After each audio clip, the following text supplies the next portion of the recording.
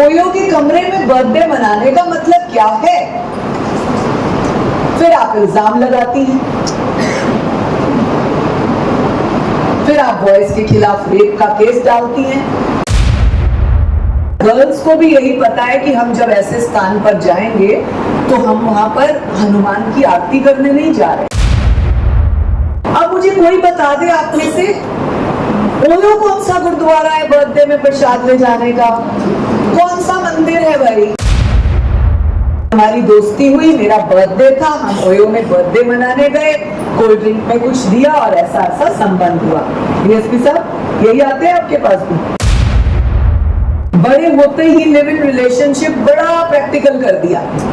कानूनी छूट है भाई, लिव इन करो। गलती से भी गलती हो गई है तो उस गलती को पहली बार में खत्म करें। कभी कभी हम डर के मारे, शर्म के मारे, ब्लैकमेलिंग के डर से, किसी को पता ना लग जाए, मेरे पेरेंट्स तक बात ना चली जाए, कॉलेज वालों को ना पता लग जाए, इस डर से गलती पे गलती करते रहते हैं और हम एक ऐसे दलदल में फंस जाते हैं जिससे भी आपको डीएसपी भी नहीं निकाल सकते। और फिर हम एक ऐसा अपना एंड कर लेते हैं। बहुत सारी गर्ल्स का, बॉयज का ऐसा एंड आया कि फला बच्चे ने आत्महत्या कर ली, खुद की भी जिंदगी खराब, अपने पेरेंट्स को भी दुख, अपने कॉलेज और स्कूल का नाम भी बदनाम। तो इसलिए लड़कियों, पहली बार में गलती से गलती हो जाए उसको वही रोको। पहला फर्ज आपका अपनी माँ को बताने का है। आप अपनी माँ से भी डरते हैं कि मेरी माँ कल से कॉलेज बंद कर देगी, पिता को बता देगी, मेरे भाई को पता चल जाएगा, वो भी हम समझ सकते हैं। थर्ड आपका फर्ज आपके नियरेस्ट किसी भी महिला पुलिस को बोलने का बनता है। फिर आप वहां से भी डर जाते हैं कि पुलिस को बोलेंगे तो केस बन जाएगा, पुलिस को बोलेंगे तो बेइज्जती हो जाएगी, कोई और बात ना हो जाए, क्योंकि पुलिस को आप कभी फ्रेंडली मानते ही नहीं। कभी आप पुलिस को फ्रेंडली बन के तो देखिए, आपकी कितनी हेल्प होती है। हम लोगों ने दिमाग में एक खाका बना लिया है, एक फिगर बना लिया है कि पुलिस ऐसा करती है, पुलिस पैसा खाती है, पुलिस तंग करती है, पुलिस केस खराब करती है, ये एक दिमाग में बन गई है। लेकिन यकीन मानिए, आप पुलिस को दोस्त बनकर देखिए, आपको हेल्प मिलेगी। 100 में से 1 या 2 अधिकारी ऐसे हो सकते हैं निकम्मे, खराबी मचाने वाले, आपका सहयोग ना करने वाले, लेकिन 98% पुलिस आपकी हेल्प करेगी। और वो 2%, 4% लोग तो हर क्षेत्र में हैं। अध्यापकों में भी होंगे, मीडिया के भी होंगे, हमारे जैसे कमीशन का भी कोई ना कोई ऐसा हो सकता है, लेकिन 98% आपको हेल्प मिल जाती है। चलिए माना पुलिस भी आपकी हेल्प नहीं कर रही, तो महिला आयोग आपके पास है। आप हमारे पास आइए, हमें मेल करिए, हमें व्हाट्सएप करिए, हमने अपना नंबर दिया, और साइलेंटली करिए, आपका नाम एक्सपोज नहीं होगा। तो जब हम उस कॉलेज से बाहर आ गए, ये सारी बातें करने के बाद वहां कोई लड़की ने हाथ खड़ा नहीं किया, हमने लड़कियों का सेशन दिया था। जब हम घर पहुंचे, अभी पहुंचे ही थे, 1 घंटा हुआ होगा, कम से कम 6 व्हाट्सएप और फोन हमें आए। मैम मेरे साथ ऐसी परेशानी है, मैं डर के मारे आपको बोली नहीं, मैं अकेले में आपसे मिलना चाहती हूँ। हमने सब गर्ल्स को अगले दिन, जिन ने भी हमें कॉल किए थे, 6 कॉल्स, हमने उनको बुलाया और जो भी सहयोग बनता था किया।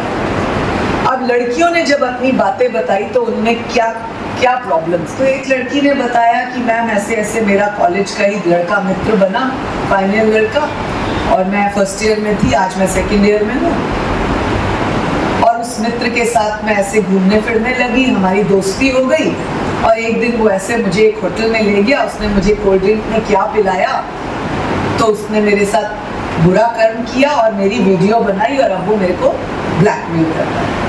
ये बड़ा कॉमन बात हो गई। लड़कों को शायद यही एक चीज पता है कि बुरा काम ऐसे ही करना है, और गर्ल्स को भी यही पता है कि हम जब ऐसे स्थान पर जाएंगे तो हम वहां पर हनुमान की आरती करने नहीं जा रहे हैं। हम जब ऐसे स्थान पर जा रहे हैं तो हमारे साथ कुछ ना कुछ मित्रता में बुरा भी हो सकता है, ये हमें सोचना चाहिए। जब हम बाकी चीजों में इतने मैच्योर हो गए, जो लड़की इतना मैच्योर हो गई कि उसे ये पता है मुझे अपने माता पिता से कॉलेज जाने के लिए क्या क्या चाहिए और कॉलेज में क्या होता है, 12वीं की लड़की या लड़का कॉलेज में आते ही ऐसे उनके पर लग जाते हैं जैसे उड़न खटोला उनको मिल गया।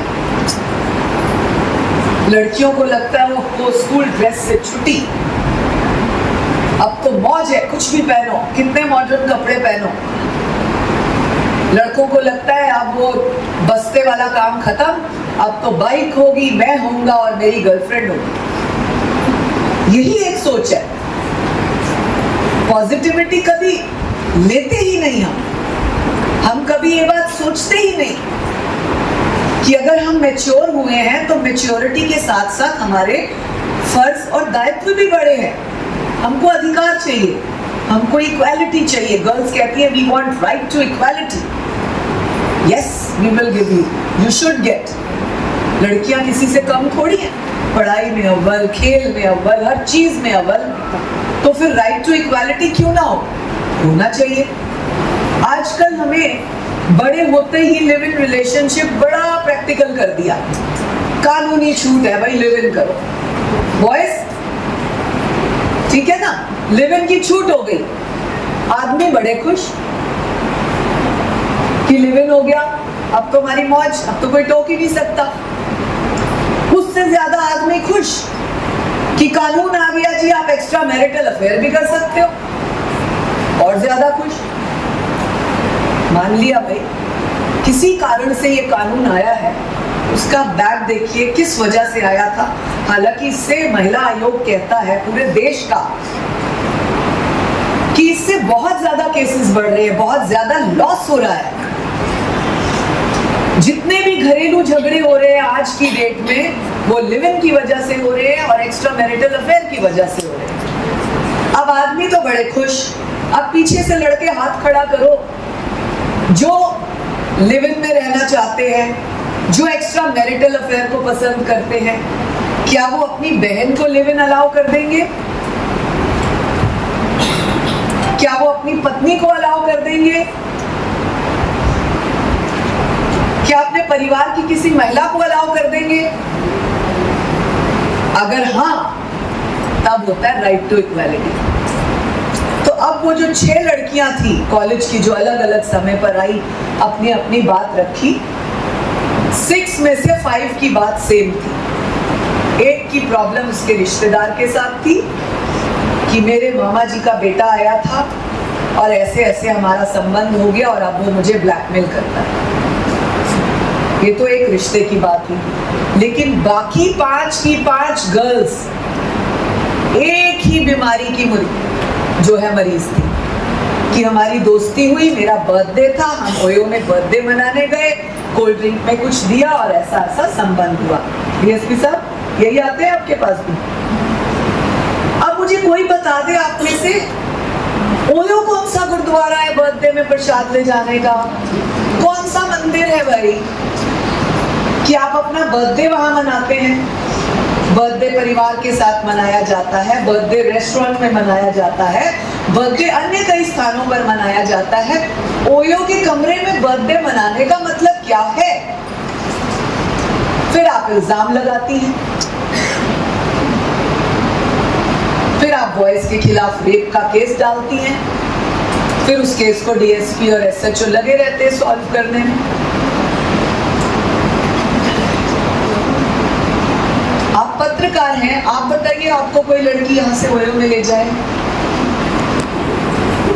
जब तक इनकी इच्छा नहीं होगी ये नहीं जाएंगे। तो इसलिए कानून कहां बढ़ता है, कहां खराबियां मचती हैं, कहां प्रॉब्लम्स आती हैं, कहां आप ब्लैकमेल होते हैं, कहां आपकी लिमिट्स खत्म हो जाती हैं, जब आप अपनी मंशा से कुछ करते हैं, चाहे पुरुष या महिला, लड़का या लड़की, और फिर उसके बाद इल्जाम होते हैं। और ऐसा नहीं कि महिला आयोग है तो हम केवल लड़कियों की बात करेंगे। ऐसे बहुत से केसेस सामने आए कि हमारे पास कंप्लेंट्स लेकर आ जाती हैं कि ये मेरे साथ इस तरह से दुर्व्यवहार हुआ, 3 साल से मेरे साथ रेप हो रहा है।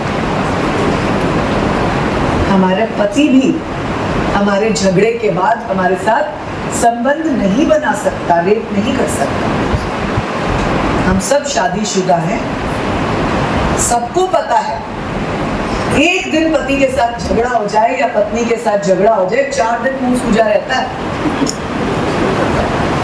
सच बता दो। और मैं आपसे बिल्कुल प्रैक्टिकल बात इसलिए कर रही हूँ कि सच्चाई यही है। कॉलेज है, भाषा का प्रयोग, शब्दों का प्रयोग, मर्यादा का प्रयोग करना चाहिए, मुझे भी, आप सबको भी, लेकिन आपको समझाएं कैसे? इससे बेहतर कि आप फंस जाओ, किसी रगड़े में आ जाओ और थाने चौकी तक पहुंच के आपके खिलाफ सजाएं हो, आपके साथ बुरा व्यवहार हो, उससे तो मुझे अपनी बेटियों को यहाँ बता देना बेहतर है कि नहीं है?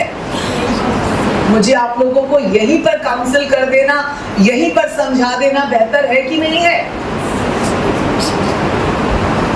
यदि हम आयोग बने हैं तो हमारी ड्यूटी है केवल आपका पति पत्नी का झगड़ा, डॉरी केस या आपका केस निपटाने का नहीं है।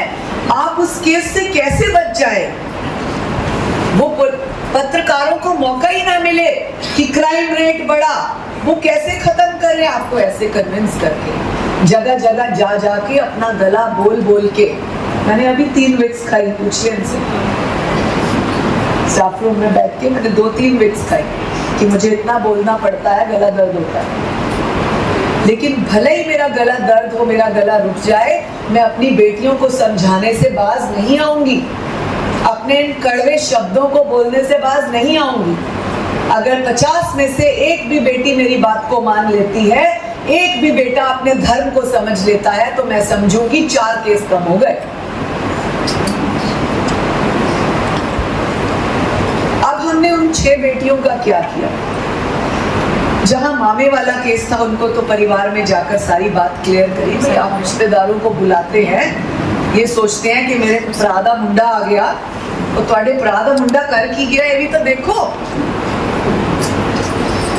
मम्मियां बड़ी खुश हो जाती है, मेरा भतीजा आया, और भतीजा ਤੁਹਾਡਾ की कर गया, ये भी देखो। तो ये सारी बातें सोचने की, हम अपने रिलेटिव्स को बुलाएं, जरूर बुलाएं, लेकिन एक मर्यादा को, एक चीज को भी देखें कि जमाना कहाँ जा रहा है। तो हमने उसके मामा वाला केस तो परिवार में सुलटाया, बाकी लड़कियों को हमने बारी बारी बुलाया और जिस जिस लड़के ने ये सब किया था उनको बुलाकर जो भी कार्रवाई उसके खिलाफ बनती थी की। अब आप लड़के लोग ये सुनो कि जिस जिस लड़के ने ऐसा मर्यादा को पार करने वाला काम किया था, आपने दोस्ती के नाते किया, प्यार के नाते किया। अभी हमारे में से जितने 10-10 साल की शादियों वाले भी बैठे होंगे ना, कुछ तो उससे ज्यादा वाले होंगे, जो 8-10 साल वाले भी बैठे होंगे ना यहाँ पर, उनको भी इतनी जल्दी नहीं पता लगता कि पति का रवैया कैसा है, सास का कैसा है, पत्नी का कैसा है। इतना समय लगता है एक दूसरे को जानने में, समझने में। पत्नी सारी जिंदगी 10, 15, 20 साल शादी के होने के बाद भी कहती रहती है, तुसी शामी की खाओगे, रोज पूछती है। अरे पति का पता नहीं लग जाता कि उसको पीली दाल नहीं पसंद, फिर शाम को पूछो जी पीली दाल बढ़ा ला, तो क्या होगा? क्या होगा? झगड़ा होगा ना। अब पता है पति को पीली दाल नहीं पसंद, तो 2 महीने में, 4 महीने में, 6 महीने में पता लग गया, फिर भी 15 साल की शादी में पूछती रहती, आज मैं करेले और पीली दाल बढ़ा रही हूँ, ले जा अपने पेके पीली दाल। यही लड़ाई स्टार्ट हो जाती है।